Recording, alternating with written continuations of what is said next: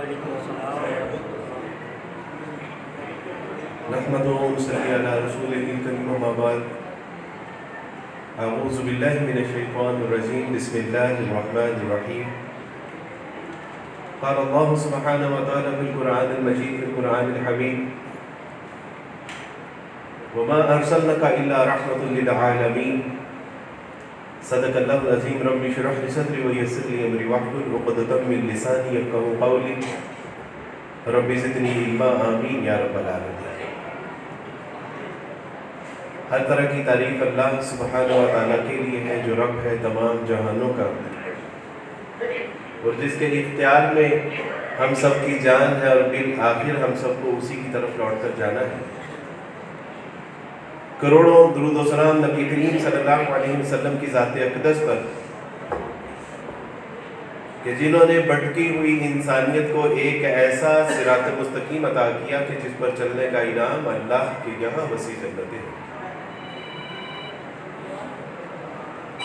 معزز حاضرین اکرام، اس قرۂ ارض نے ایک وقت وہ بھی دیکھا تھا کہ جب زمین پر کفر اور شرک کی اماج گاہ ایک زمانہ وہ بھی تھا کہ جہاں پہ ظلم و ستم کا سکہ رواں اور دواں۔ اس چشمہ فلک نے جزیرہ نما عرب میں وہ منظر بھی دیکھا ہے کہ جب ماں بیوہ ہوتی تھی تو اس کو بازار میں فروخت کر دیا جاتا تھا۔ باپ کو اجازت نہیں تھی کہ وہ اپنے بیٹوں کا مال استعمال کر سکے، اور غلام اور لونڈیوں کا حال یہ تھا کہ ان کو اگر گاجر اور مولی کی طرح کاٹ دیا جاتا تھا تو اس کا کوئی حساب لینے والا نہیں تھا۔ عورت جو آج نبی علیہ الصلوۃ والسلام کے دامن رحمت سے نکلنے کی کوشش کر رہی ہے، اللہ کے رسول صلی اللہ علیہ وسلم نے اس عورت کو وہ عزت عطا فرمائی کہ اس سے قبل اس کو زندہ زمین میں درگور کر دیا جاتا تھا۔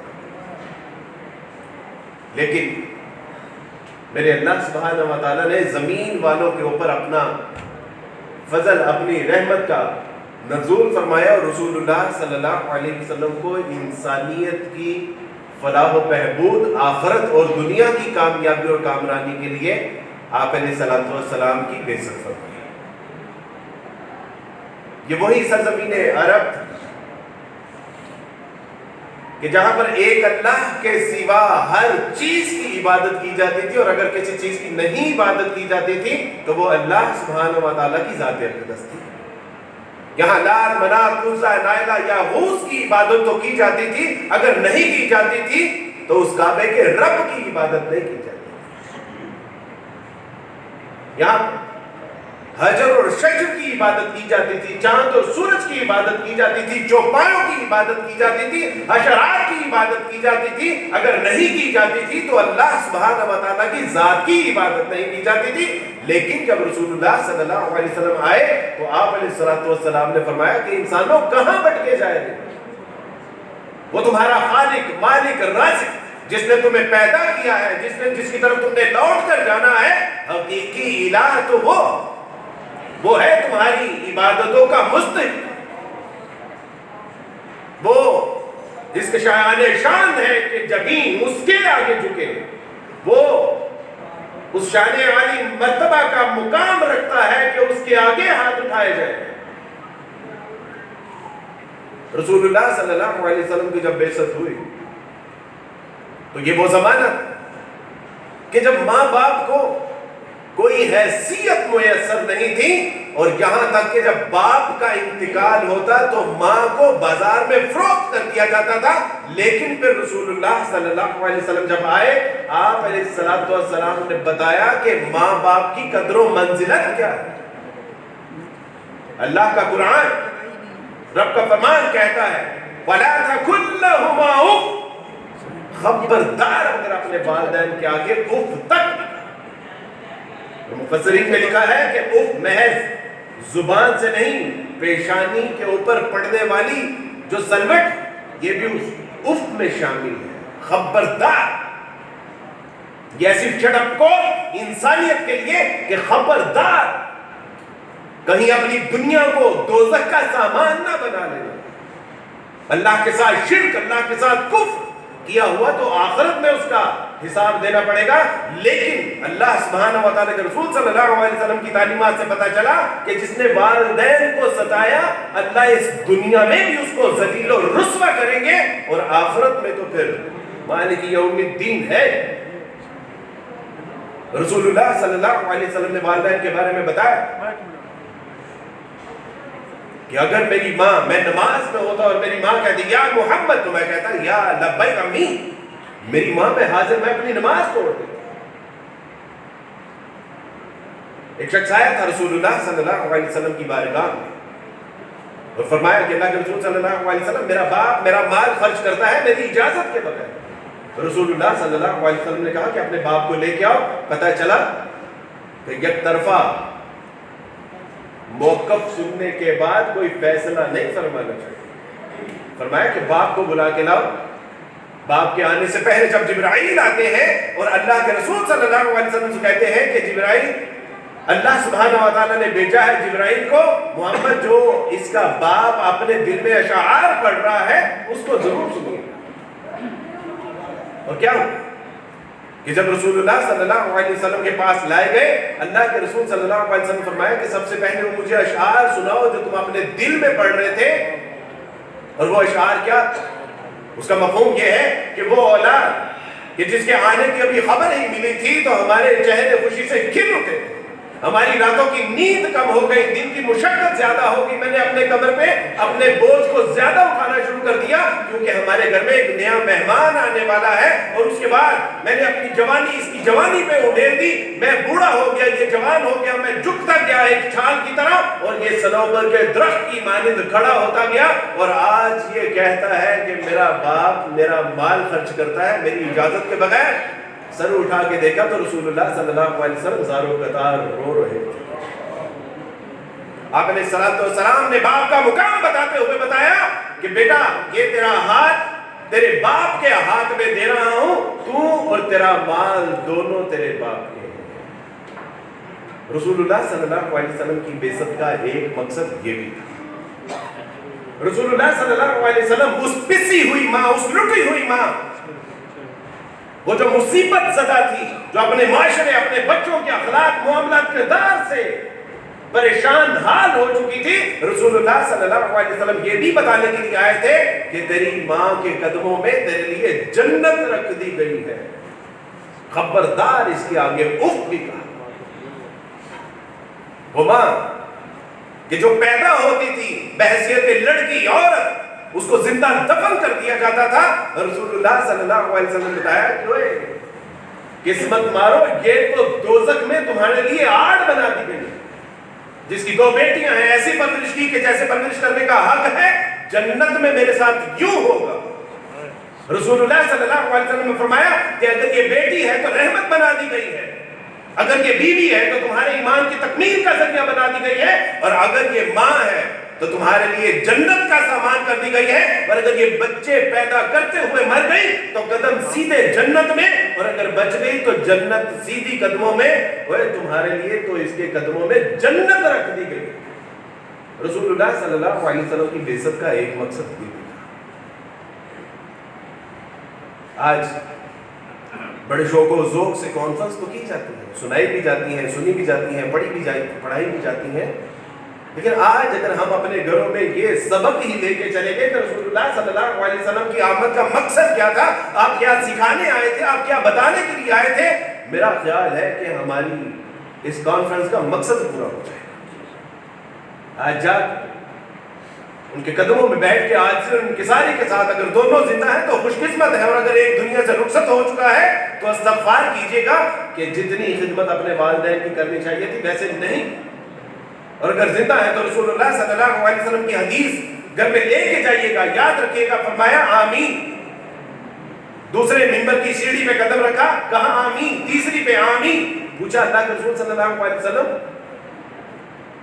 کبھی ایسا ہوا نہیں کہ دعا کے بغیر آمین کہا کہ جبرائیل، اور جبرائیل اپنی مرضی سے آتے ہیں یا اللہ کی مرضی سے آتے ہیں؟ اللہ کی مرضی سے جبرائیل آئے، اللہ کے حکم سے بھیجے گئے، اور جبرائیل نے کہا کہ اللہ کے رسول صلی اللہ علیہ وسلم، حدیث کا مفہوم ہے کہ اللہ فرماتے ہیں کہ وہ شخص کہ جس نے رمضان پایا اور اپنی بخشش نہ کروا سکی تباہ و برباد ہو جائے۔ رسول اللہ نے فرمایا آمین، فرمایا کہ وہ شخص جس کے سامنے محمد کا نام لیا جائے صلی اللہ علیہ وسلم اور میرے اوپر درود نہ بھیجا تباہ و برباد ہو جائے، کہا آمین۔ اور تیسرا وہ شخص کہ جس نے اپنے ماں باپ کو بڑھاپے کی حالت میں پایا اور ان کی خدمت کر کے وہ جنت نہ کما سکا، تباہ و برباد ہو جائے ایسا شخص۔ آپ علیہ الصلوۃ والسلام صادق امین کی زبان سے نکلتا ہے آمین۔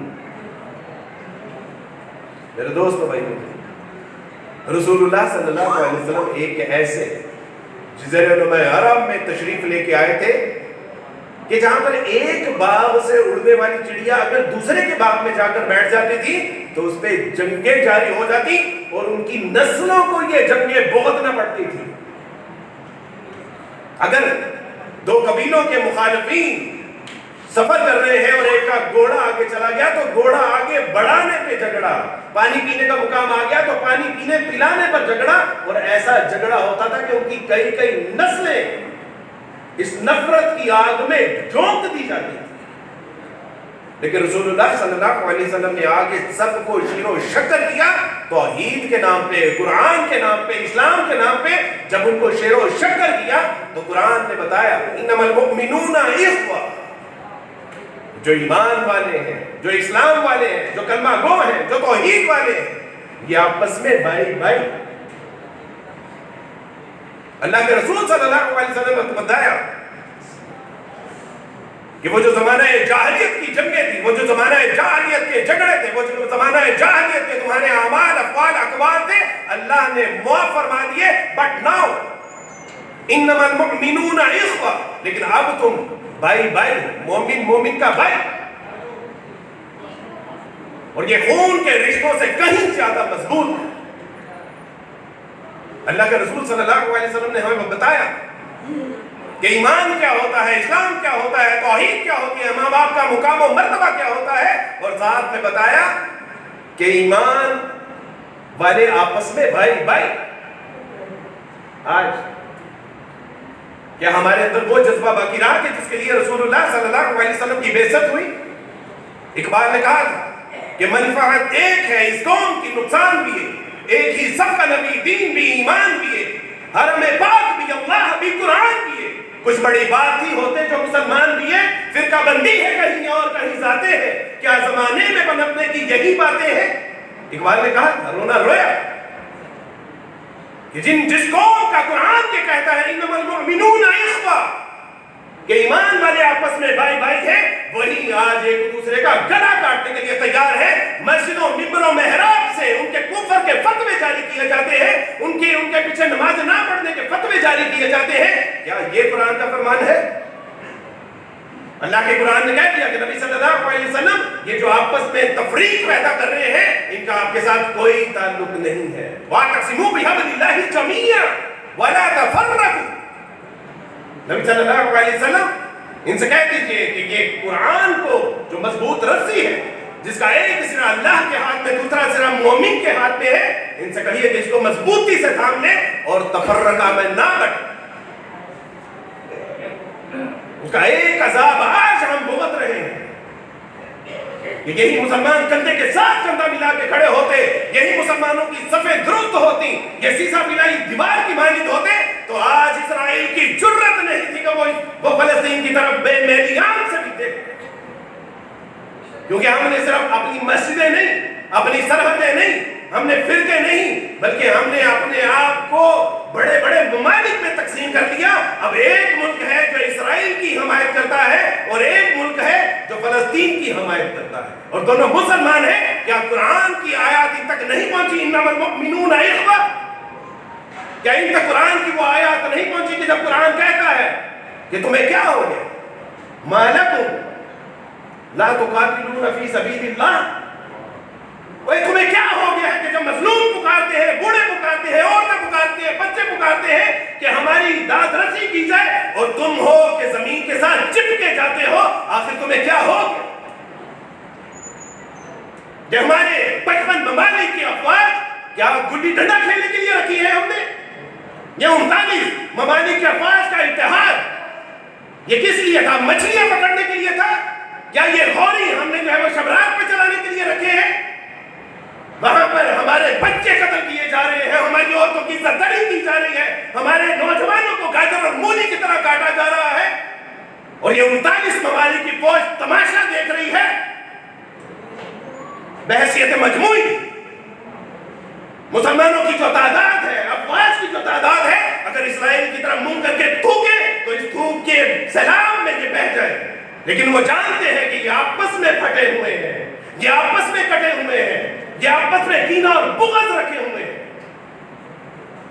میرے رسول صلی اللہ علیہ وسلم کوئی نعت کے لیے، حمد و ثنا کے لیے نہیں بھیجے گئے تھے.